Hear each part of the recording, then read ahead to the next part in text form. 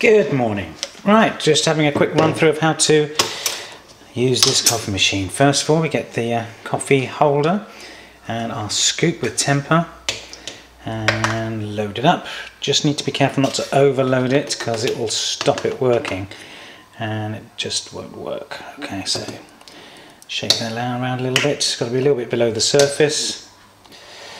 Okay, and now use the temper, not to squash it but just flatten it. Okay, not a lot of pressure at all. Okay, and that's about right. Okay, not right to the brim, at about, we'll guess, ½ centimetre below the surface. Okay, then you put it into the hole like so, click it and turn it, put your cup under there and flick it up to the cup icon.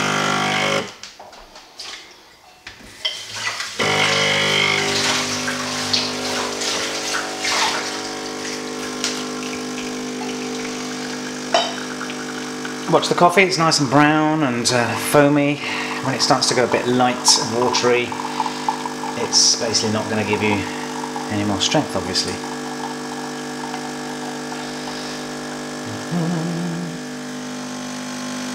Okay, so we're making a cappuccino, so we're going to put about 100 millilitres of milk in the bottom, that's that bottom line.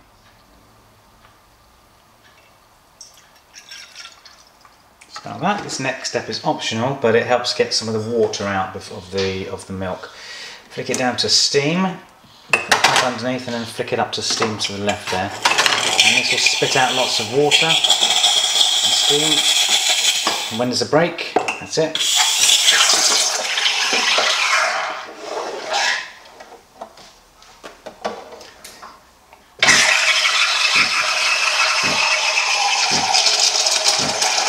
With the nozzle just under the surface to get froth. You can feel it's hot enough. Switch it off. Notice now that these two lights are flashing. That means you can't use it until the green light goes plain, so it doesn't flash. It's basically too hot. You've got to wait for it to cool down. Okay. I'll clip that. And then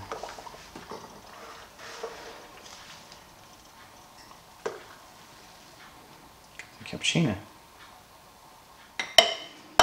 Coffee grounds go into the compost.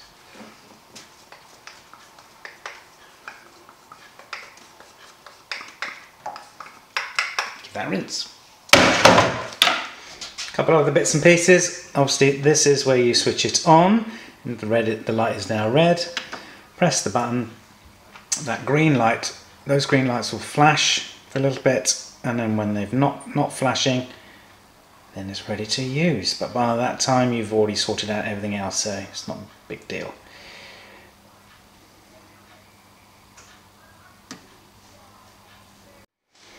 Other things worth mentioning is the steamer. That twists anti-clockwise and comes down like that, and then inside that there's this little black plastic cone tube or whatever. That can be cleaned independently, and that has to go on. Those red things are seals, so they need to be clean, and that just pops back on like that. Just doesn't need to be twisted. This needs to go the right way round, goes up, and then it twists clockwise back into position, and that moves around, obviously. Okay. The other thing which needs looking at every now and again is the drip tray. It just slides out. Okay, lid on it, that just gets dripped, that just gets obviously poured out, rinsed, give it a clean, and it just slides back into place. When the water starts running out, that you should see that little red plastic indicator in the window at the bottom of the water container. If you're in the middle of using it and you hear this awful sound, then it's also another sign that it's empty. That noise. Stop it, and then just fill it. It literally pulls towards you, slides out, and needs filling up. Tap.